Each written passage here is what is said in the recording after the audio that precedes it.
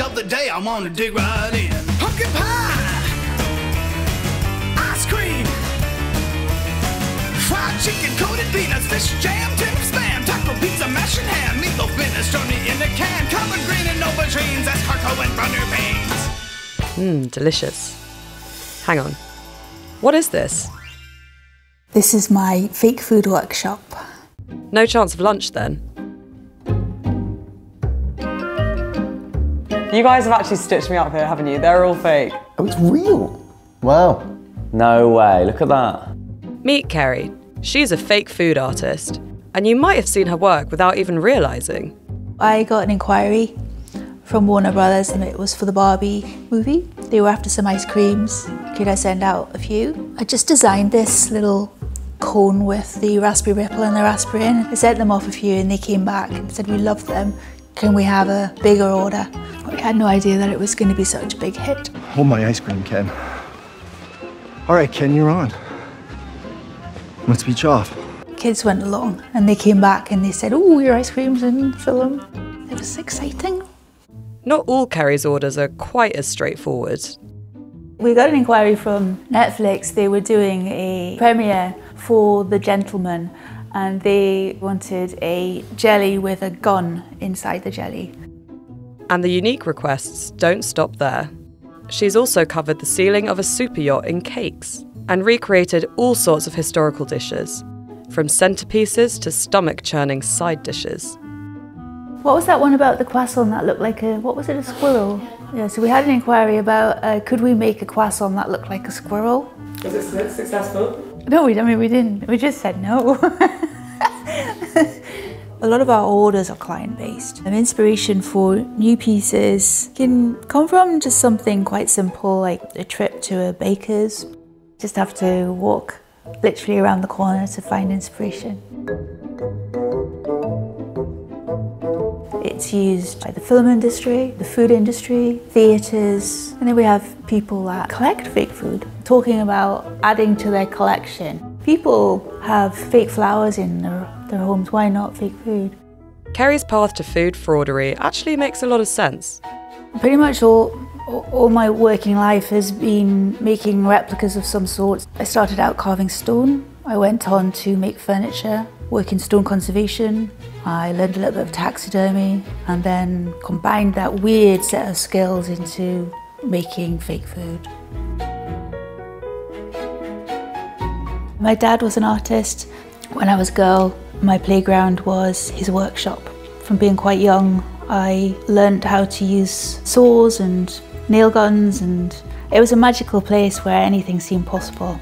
I would spend every holiday with my grandma. It was just the two of us, and there were set days, so Monday was wash day, Tuesday was market day, and Friday was baking for the Saturday. That was my introduction to making food. That one's given me some glare, you know. I don't know what to do now then. You joking? Before a game of real or fake, time to see where the magic happens. This is a pastry case and we're just going to make some custard with jesmonite. Jesmonite is composite material, it's an acrylic stone. I'm going to try and mimic the texture of custard. Doesn't that look good? So a lot of what we do is measuring and mixing, just like when we're making cakes.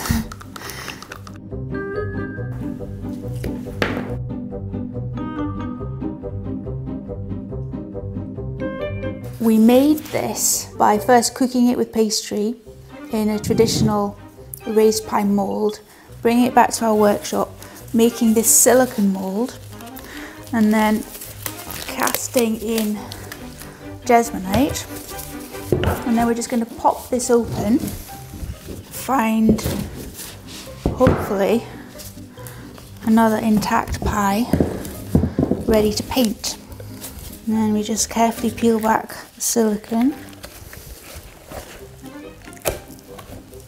And the lovely thing about making the original first with pastry is that it picks up all of the imperfections, which in a way adds to the realism. The bird's foot is a resin cast made from an original claw that I've had in my library of birds' feet. Oh, it's a bit stinky actually. This is what you get, and then it's all hand painted, and then we just pop them in. Now Kerry's revealed her secrets, can the GBS team guess if it's real or fake? I won't touch them because that seems like it would be cheating. Okay, that one's got crumbs on top, so that one's quite fluffy, but that pork pie looks a bit too perfect. And it seems like it's got kind of a little nibble in there, which could have been added in post. I'm gonna say the pork pie is fake. Oh, it's real. Wow. Yeah, I mean, it's real. So is that one then. All right, there you go. If I was going to pick out a real one, I think I would go for the chocolate finger. It's bourbon or chocolate finger I think are real. You never see a perfect bourbon, it just doesn't exist. So I think that's real because there's loads of cracks on it. No way, look at that. It smells real though. Is it real? It smells like bourbon. It's not real either. I don't know what to do now then. I don't know how many fakes there are. I'm gonna guess the party ring's fake then as well. Well, okay, that's right. I'm gonna just guess they're all fake at this point. That's fake. That is fake. That looks fairly real, but it's not. See, I reckon the pretzel's real. Is that real? Real. Basically, I don't know anything about biscuits, is what I've come to the conclusion on.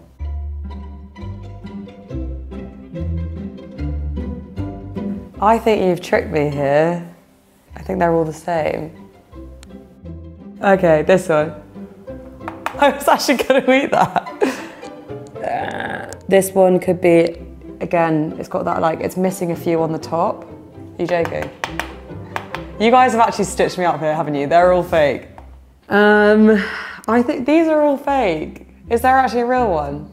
I think this one's, no. Well, no, I guess that one, it was fake.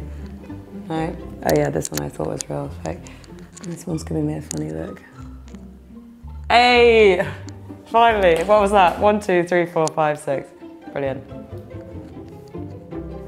Has that been like handled loads? Yeah. Kerry definitely won that game, but turns out we're not the only ones falling for her tricks.